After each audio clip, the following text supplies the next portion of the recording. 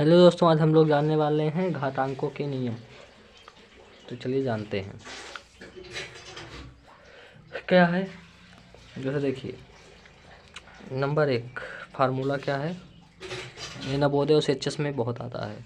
जैसे ए की घात m ए की घात n बराबर क्या होगा, ए की घात m प्लस n। ठीक, अब इसका अर्थ क्या हुआ, ये जो नीचे है ना, इसे कहते हैं आधार, नीचे वाले को आधार। ये जो है ये ऊपर, इसे कहते हैं घात। ठीक है, अब देखिए एग्जाम्पल, जैसे हमने 2 गुणे, जैसे 2 की घात 3 लिया और 2 की घात 5 लिया। ठीक है, 2 की घात 3 लिया और 2 की घात 5 लिया, मतलब आधार क्या है, 2 है।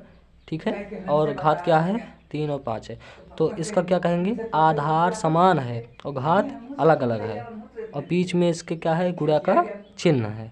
तो क्या करना होगा, देखिए जो चीज़ समान है, आधार समान है ना, तो उसे 2 ही कर दीजिए। ठीक, अब घात अलग अलग है ना, और बीच में गुणा लगा है, तो उसको घात को जोड़ लीजिए। तो 3 + 5, तो क्या हो जाएगा, 2 की घात 8। इसका मतलब 2 को 8 बार गुणा करना है। ठीक है, ऐसे होता है। नंबर 1 मतलब जिसकी घात जितनी है उसका गुणा उतनी बार। जैसे हम लिखे हैं 2 की घात 2, इसका मतलब 2 का गुणा 2 बार, 2 का गुणा 2 बार, इसका अर्थ हो जाएगा 4। ठीक है, अब जानेंगे। चलिए दूसरा नंबर क्या है, ए की घात m है, मतलब कुछ भी है, और उसके बाहर ए की घात n है। तो इसका सवाल कैसे लगेगा, देखिए जैसे मान लीजिए 3 और 3 की घात है 2, है ना, और उसके बाहर उसकी घात है फिर 5, ऐसे है ना। देखिए m ये हो गया, ये n हो गया।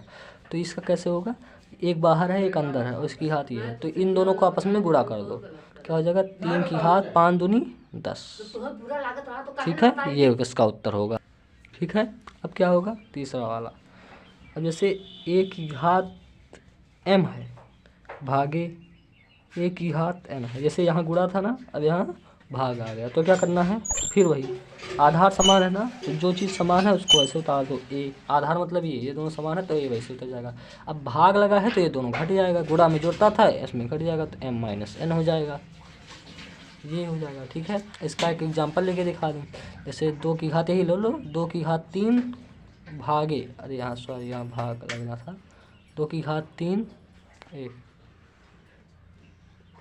ठीक है, एक मिनट रुक जाइए, वाला तो देख लीजिएगा। ठीक है, देखो 2 की घात 3 भागे 2 की घात 2, ऐसे हो गया ना, आधार समान है।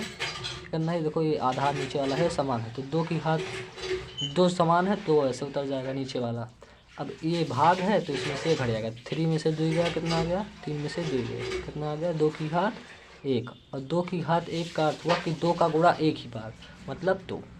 ठीक है, अब चौथा नंबर वाला क्या है, ठीक है ना, ये हो गया। अब 2 और है, जैसे किस ए की घात 0 ये है, तो किसी भी चीज़ की घात अगर 0 हो तो उसका मान 1 आएगा। जैसे एग्जांपल, जैसे हम लिखे 2 5 6 7 8 हैं, और इसकी घात हम लिख दिए 0, ये a है ना, पूरा a हो गया। ये पूरा क्या होगा, ये किसको दर्शाएगा, 1 को। तो किसी भी चीज़ की घात 0 है तो सब का मान क्या आ जाएगा, 1। ठीक है, ये हो गया। अब 5वां लास्ट, बस ख़त्म हो जाएगा। ठीक है, ये सूत्र सब है, ख़त्म हो जाएगा। तो नहीं, 2 और है, हाँ 2 है, तो क्या हो जाएगा 5वां।